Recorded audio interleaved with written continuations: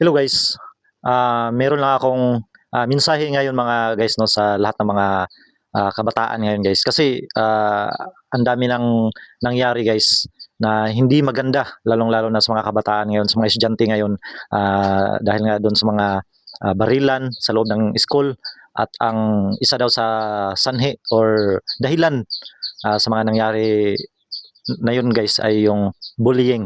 Yan yung binubully yung isang estudyante, kaya nagiging ganun yung nangyari, umabot sa karahasan or sa pamamaril. Ako guys, isa rin naman ako sa mga estudyante din noon, lalong-lalo na nung mga kabataan ko, nung elementary days ko at saka nung high school days. Isa rin ako sa nabully. Ah, pero alam nyo guys, yung bully guys, pwede naman natin yun itago lang sa atin yon, yung kung nasasaktan tayo guys sa pambubuli, pwede nating itago lang yun guys. Hindi naman pwede nating um, tawag nun, yung gagawa ng isang bagay na makakasira, na alam nyo, marami tayong pangarap sa buhay guys eh. Pwede nating wag magalit kung binubuli tayo. Kasi yung bullying nandyan talaga yan guys eh. Hindi talaga yan nawawala hanggat walang tamang batas para dyan sa mga taong nambubuli. Para dun sa mga binubuli na kagaya ko rin na binubuli rin noon, guys, isipin natin yung pangarap natin. Kung ano tayo sa future natin. Huwag tayong gagawa ng marahas na gawain.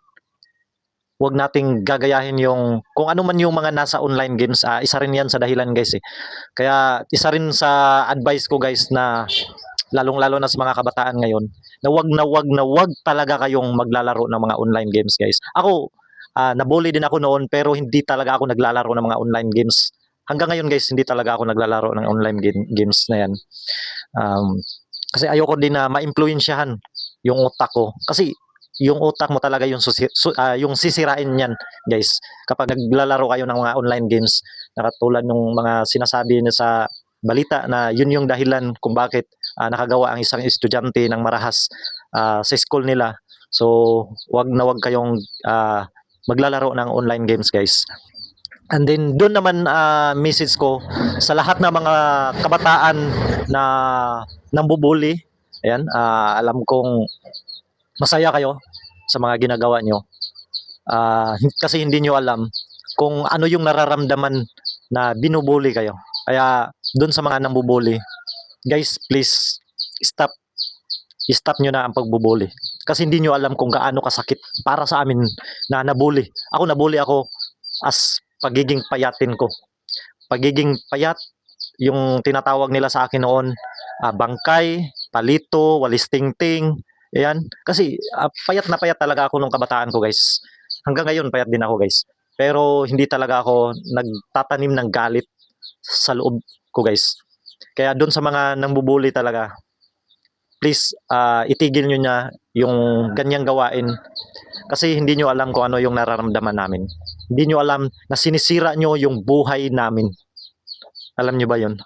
Kaya sana sa mga mahilig mambuli dyan, itigil nyo na yan. Kasi nakakasira. Alam nyo, kapag ginawa nyo yan, alam kong magiging happy kayo eh. Kasi nagtatawanan kayo. Yan. Pinagtatawanan nyo yung binubuli nyo. Pero sinisira nyo yung buhay ng isang bata na may pangarap. Alam ko yung mga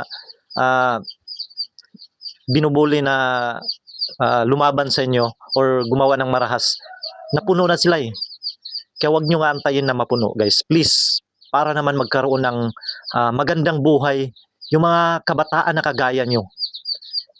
Isipin nyo na lang guys, na kapatid nyo, yung mga kaklase nyo, yung mga nakakilala nyo, wag nyo na lang ibuli. Kasi napakasakit talaga yan guys. Para sa amin na isa rin ako sa nabuli.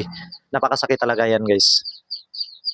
So sa lahat ng mga nambubuli, no, ayan, sana yung mga nangyayari sa panahon ngayon, yung mga nangyayaring karahasan dahil sa bullying ang na dahilan, So sana isang lesson 'yun para sa inyo lahat ng mga nangbubuli na sana sa susunod na araw, taon na hindi nyo na magagawa 'yun sa mga binubuli nyo.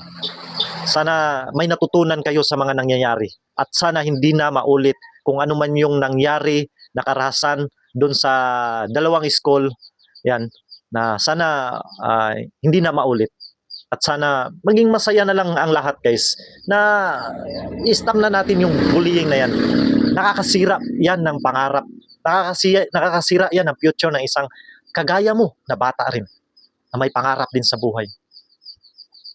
Kaya as Team Kapayat ngayon na ginamit ko dahil ito ang sa pagbablog ko, ginamit ko siya yung Team Kapayat dahil isa rin ako sa nabully noon na payatin. Kaya ginagamit ko yung social media ko, yung platform ko na i-stop na yung bullying. Ayan. So as Team Kapayat na nabully din noon, ayan, ako yung kumbaga naging boses ng lahat ng mga nabully no na mga payat. Ayan. So be happy na lang, guys. Huwag nyo nang i-bully kung ano man yung nakikita nyo sa isang bata or sa isang kapwa na mag-aaral mo. Huwag nyo nang i-bully, guys. Yan. So sa lahat ng tao no na hindi lang naman mga estudyante, yan, sa lahat din mga tao na nambubuli, yan, sana hindi nyo na rin gawin yun. Kasi dyan nakikita or nakukuha ng mga kabataan din eh. Yan, sana hindi nyo na gawin yun, guys. So ako po ang boses ng mga nabully. Sana maging okay na ang lahat, na maging stop na ang pagbubuli. Yan. So maraming salamat sa inyo, guys. God bless you all.